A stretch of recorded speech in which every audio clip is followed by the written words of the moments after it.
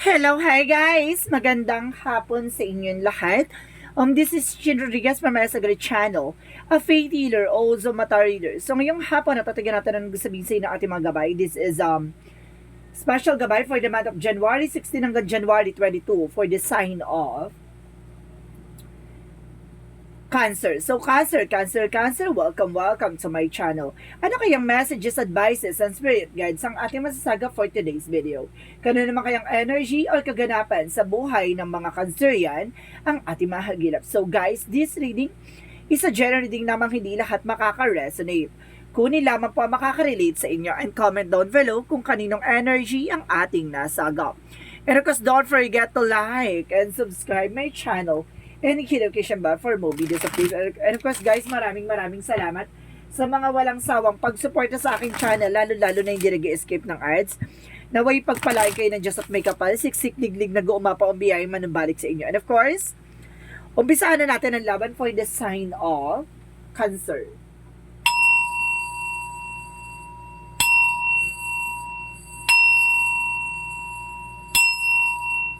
Angel Spirit Messages, give me an information. Na ano kayang messages ang masasagap natin for today's video?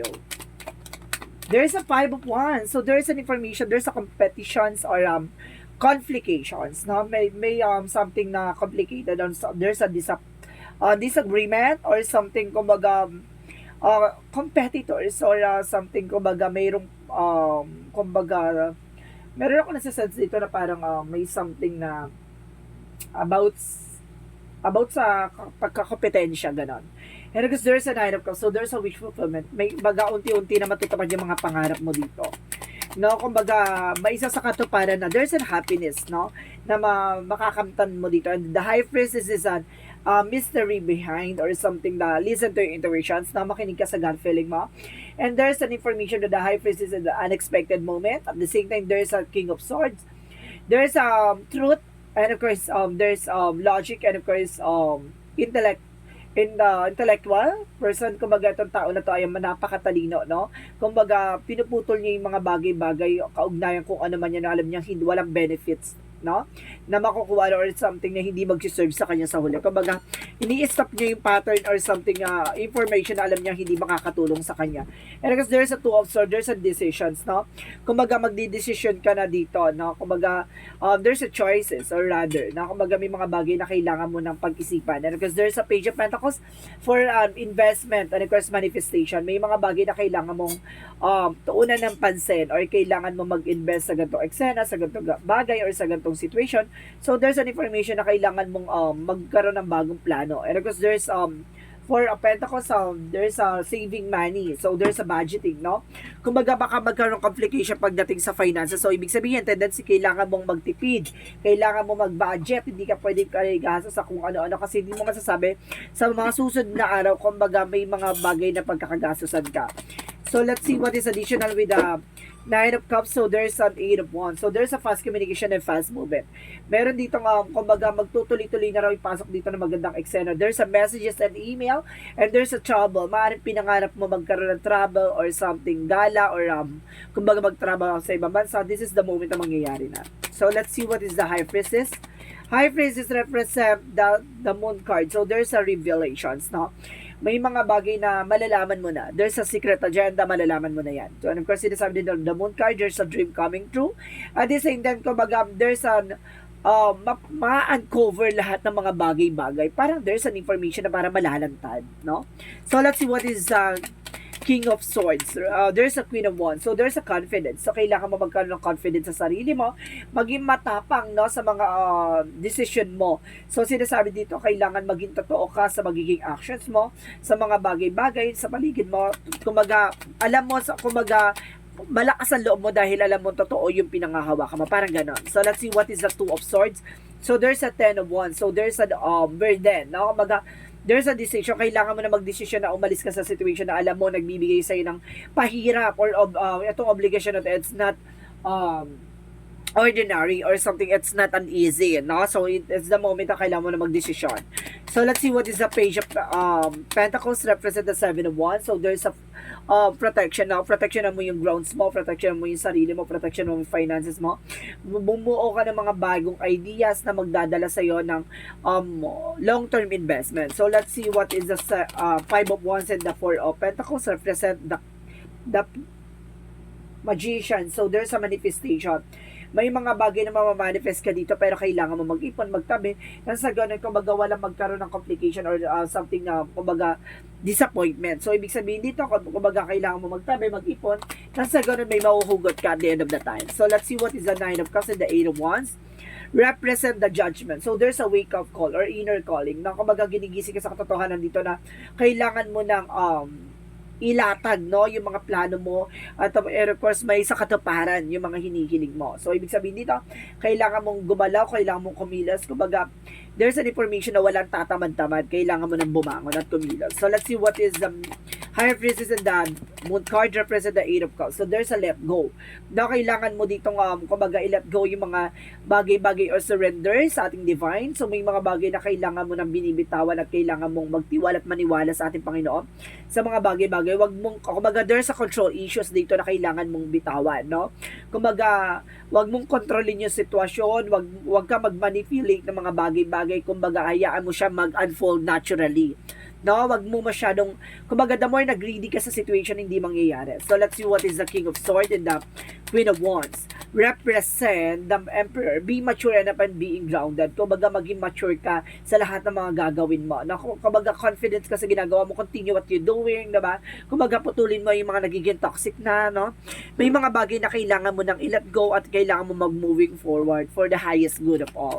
So let's see what is the Two of Swords and of course the Ten of Wands represent the Eight of Swords. Kumbaga, sinasabi dito guys na kumbaga kailangan mo nang kumawala sa toxicities, no negativities, no negative thoughts, sa mga negativities na nagdadala ng negative results. So, ibig sabihin dito, kumbaga may mga takot or something pangamba ka dito na kailangan mo rin i-let go. No, lalo-lalo na yung obligations na kumbaga, mayroon tayong Filipino culture na kumbaga, yung responsibility, kumbaga yung responsibility, ginagawang obligations, yung gano'n. Kumbaga, kailangan mong kumbaga, pwede kang tumulong, no? Pero wag mo siyang pangahawakan for good. Kasi, at the end of the time, kailangan mo tulungan yung sarili mo. Kasi mamaya, at the end of the time, kumbaga ikaw na lang yung mapag-iiwanan, wala kang ipon, wala kang tabi. Kumbaga, this is the moment na kailangan mo rin secure yung sarili mo. So, there's a possible na, kumbaga, kailangan mo pakalwalan yung alam mong, kumbaga, wag mo silang gawing tamad sa way na yon. So, ibig sabihin dito, kailangan mong tulungan din sila, paano sila madidiscover o paano nila madidevelop yung kanilang skills or abilities and of course yung kanilang kaisipan, no? Kasi kapag kumbaga parang dinidevelop mo sila bilang isang tamad, hindi bilang isang masipag. So, ibig sabihin dito, kailangan mo silang tulungan, turuan, no? Huwag mo silang tulungan maging tamad. So, ibig sabihin dito, kumbaga, ginagawa mo siguro kailangan mo magdesisyon na putulin yung mga, kumbaga, yung mga luho-luho or something na alam mo nga. Kumbaga, it's either tumutulong ka, nagpapadala ka ba? Some of you nasa ibang bansa ka, baka tumutulong ka, nagpapadala ka ng kung ano sa pamilya mo. So, this is the moment na kailangan mo pag-isipan, no? Stop mo na yung pattern niya kasi there's a toxicity na. Kumbaga inaasa na sa iyo sa mga kung ano-ano. So there is a possible na maaring kumbaga ang tagal mo nang ginagawa yan. So this is the moment na kailangan mo natutukan yung sarili mo. And of course there's an 888. So there's an abundance coming your way. So there's an angel's number na 38 na magsasabi na may kasaganahan at magandang bukas na nakalaan sa'yo. There's an infinity that brings you abundance. So let's see. What is the Page of Pentacles and the Seven of Wands? Represent the Page of Cups, no? Listen to your intuition and listen to your inner voice, no? Kumbaga, protection mo yung grounds mo. Mag-invest ka on your own, diba? Kumbaga, kailangan mo nang tutukan yung sarili mo. So, let's see what is the outcome. The outcome is the Hangman, no? Baguhin mo na yung perspective mo, baguhin mo na yung mindset mo, baguhin mo na yung pananaw mo, baguhin mo na yung mga bagay na old ways or something old pattern mo. Kasi hindi na siya healthy. At the same time, there's a Five of Pentacles. So, there's a possible at the end of the time, magkakaroon ka dito ng something poverty or kumbaga maiipit ka at maiiwan ka. And of course, there's a Knight of Swords, there's a success driven. So, magsasuccess ka at the end of the time. So, let's see what is Additional messages for magical fairy messages. So, do some research. So, kailangan mong alamin, obserbahan, i-analyze, i-observe kung ano man yung mga bagay na alam mo magdadagdag sa iyo ng knowledge and information. So, let's see what is a yin and yang oracle call. So, let's see what is a yin and yang oracle card. So, there's an healing. Magkakaroon ka na ng healing dito. You know, last aspects ha. And because there's an inner child. Din ako nasa-sense. Parang there's an, kumbaga, maturity. No? Kumbaga, magmamature na yung utak mo. Kumbaga, or yung pananaw mo, yung iniisip mo. So, may mga bagay na para magde-develop mo yung knowledge, no? Kasi, kumbaga, nababago na yung pananaw mo, nababago na yung, kumbaga yung goals mo sa buhay. At the same time, there is some comfort zone. Kailangan mo nang bitawan at pakawalan yung mga old ways, no? Old pattern mo, old, kumbaga, old agenda or something. Parang ano to, parang mga dati mong gawain, ganon. So, there's a note for purpose, no? Dapat alam mo na yung life purpose mo. There's a purpose for love, cosmic for life purpose. So, let's see what is Archangel Raphael. So, let's see what is Archangel Raphael messages for you. So, there is massage. So, kailangan mo rin ng massage to relieve the body pain. So, to enhance your, para magkaroon ka na din siguro ng, dito, renewal or something na meditations, no? Para makapag-meditate ka na maayos dito. Kasi, kumbaga marami na nanakit sa katawan mo that because of your stress, sa mga iniisip mo. And there's detoxification, paglilinis, no? Dalawang yung nasa-sense ko dito, paglilinis sa sarili mo, by physically, paglilinis sa sarili mo by spirituality and emotional. And because there is inner authority, ikaw yung magdidikta, ikaw yung gagawa ng bagay na ikabubuti mo. No? Nasa sa iyo ang desisyon. So, let's see what is additional messages. And there's a crystal. So, some of you, there's an crystals, kumbaga connected by the crystals and gemstones, like an amethyst, ganyan, and of course, citrine, no? And tiger eye, no? Evil eye. So, there's a connection by healing energy. So, let's see what is additional messages. So, there's a sensitivity. So, kailangan maging sensitive ka na sa mga bagay-bagay. Kasi, kumbaga, kailangan mo nang baguhin yung mga bagay-bagay. At the same time, there's some music. So, kumbaga, mahilig ka sa music. So, ibig sabihin, makakatulong yan for your, kumbaga, for your mindset, no? Para makatulong to sa paglinaw ng utak mo. Mental clarity.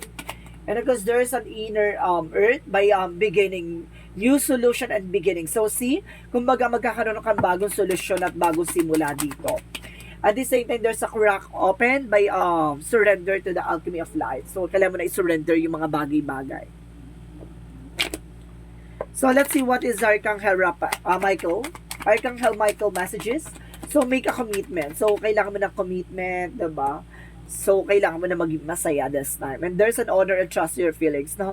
Kumbaga, pagkatiwalaan mo yung nararamdaman mo. And of course, detach from this situation. I told you, kailangan mo nang kumawala sa sitwasyon. Yung mga dati mo nang gawain na kailangan mo nang baguhin kasi hindi na siya healthy. So, let's see what is the chakra messages. So, there is an abundance. So, talaga may kasaganahan dito. At the same time, there is an complacency. Huwag mong hayaan mapag-iwanan ka ng panahon. No? And there's a bittersweet. No? Kumbaga, pagkatapos ng pait, may tamis. Diba? Diba? Huwag mong hayaan mapag-iwanan ka ng panahon at pagkakataon. Kasi kung kailan mo marirealize kung kailan hindi mo na kayang gawin yung mga bagay na hindi mo kayang gawin. Yung mga nagagawa mo ngayon. Parang ganon. So, this is the moment na kailangan mo nang maging masaya at enjoyin mo yung buhay mo. And there's a fear. So, ibig sabihin, natatakot ka. No? May mga bagay na kailangan mo i-set aside to. And there's a self-esteem. No? Kailangan mo i-boost to. No, kailangan mo i-boost to para na sa ganun, kumbaga, malaman mo yung mga bagay na dapat mong gawin at maunawaan mo. Kailangan mo maging matapang at maging malakas. So, ganun yun. So, let's see what is the Romance Angels. So, Romance Angels represent, keep open-minded. See, kailangan maging open-minded ka. Your soulmate may differ for your usually type and expectation. Yun nga, diba? And there's a chemistry. So, there's a chemistry din daw na bagong papasok sa buhay mo. So, let's see what is the Monsology. Monsology, you're very close to achieve your goal. Napakalapit mo na para matupad yung mga pangarap mo. And conclusion within reach. No? Kung tama yung hinala mo and a new start is coming. Magsisimula na panibagong chapter ng buhay mo. So, let's see what is the energy. Energy represent a man holding a coin. So, some of you, ikaw ang mahawak ng finances, ganon. Kumbaga, this is the moment na parang, if you are a Cancer na lalaki, no, ikaw may hawak ng finances. And of course, if you are a Cancer na babae, kumbaga, yung person may hawak ng finances. And there's a journey. No, talagang kasama mo siya sa, sa landas mo. Or kasama talaga siya sa tatahakin mo. So, let's see what is additional messages for Angel Spirit Guides. So, there's a release. See? Kailangan mo ng alisin. Kailangan mo ng baguhin. Kailangan mo ng pakawalan. There's a flexibility. Kailangan flexible ka sa lahat ng magiging decision mo. At the same time, there's a journey. So, there's a threefold clarification na may journey talaga dito. There's a trouble. So, let's see what is the Jesus loving quotes. Jesus loving quote said, "Come to me, all you that labor and heavy laden, and I will give you the rest." So, ibig sabihin nito, bitawan mo daw yung mga bagay na alam mong kumbaga, hindi mo na kayang bitbitin, hindi mo na kayang gawin, no? Kumbaga, may mga bagay na kailangan mo ng pakawalan. Kung ito ay makakabuti para sa'yo. Kumbaga, hayaan mo na ang Panginoon ang magbitbit niyan para sa'yo. Diba? Bitawan mo, gagaan ka. So, let's see what is the angel's answer. Mag-isip ka ng question, guys. So, nandito yung kasagutan. Bibilang ko ng 3. Kailangan nakapag-isip ka na, okay? 1, 2, and of course, 3. In your answer, give me an answer for the question. Anong kasagutan sa iyong katanungan ng ating may lalahad? The situation will improve. Na magbabago na tong sitwasyon mo.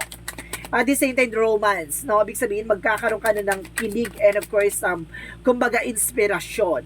And there's a forgiveness. No? Kailangan mo ng kapatawaran. At the same time, there's a listen to your intuition.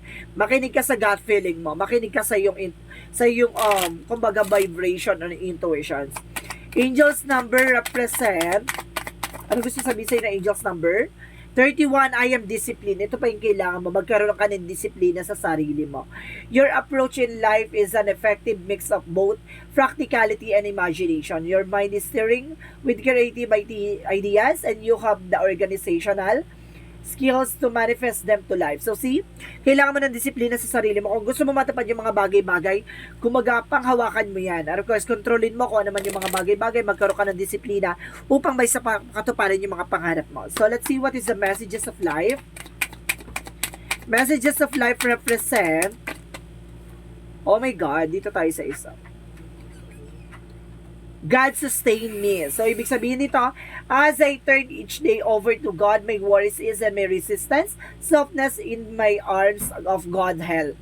In the arms of God love. I find the inner peace even a challenging time. Today, my faith provides me with a great strength. I welcome all that comes my way, knowing that love of God sustain me. Ibig sabihin dito, kumbaga lahat ng mga bagay-bagay, no? Kumbaga lahat ng mga iniisip mo, lahat ng mga bagay na bigat na nararamdaman mo, bigat ng iniisip mo, kumbaga pakawalan mo. No? Hayaan mo yung Panginoon yung magbigay sa'yo at ipagkaloob yung mga bagay na para sa'yo. No? Kumbaga, magkakaroon ka ng kapayapaan at magkakaroon ka ng kalayaan sa kaisipan. Kumbaga, pakawalan mo yung mga bagay-bagay, no? Na alam mo hindi mo kontrolado. Bitawan mo, pakawalan mo. Kumbaga, i-release mo yung mga bagay na alam mo hindi na nagbe-benefit sa'yo. So guys, this is special gabay for the month of January 16 hanggang January 22 for the sign of Cancer yan. So Cancer, maraming salamat for your wonderful reading. So once again, this reading is a general reading lamang, hindi lahat makaka-resonate. Kunin lamang pa makaka-relate sa inyo and comment down below kung kaninong energy ang ating nasagap. And of course, this reading is a special gabay, no? And of course, this is Chin from Masagari Channel, a faith healer, also mata reader. Maraming salamat sa mga walang sawang pagsuporta sa aking channel. Lalo na hindi nag-skip ng ads na way pagpalaga ni Diyos at may kapal. Siksik diglig na gumapa ang biyay manabalik sa inyo. And of course, maraming salamat and see you in the next video. Bye-bye and babush!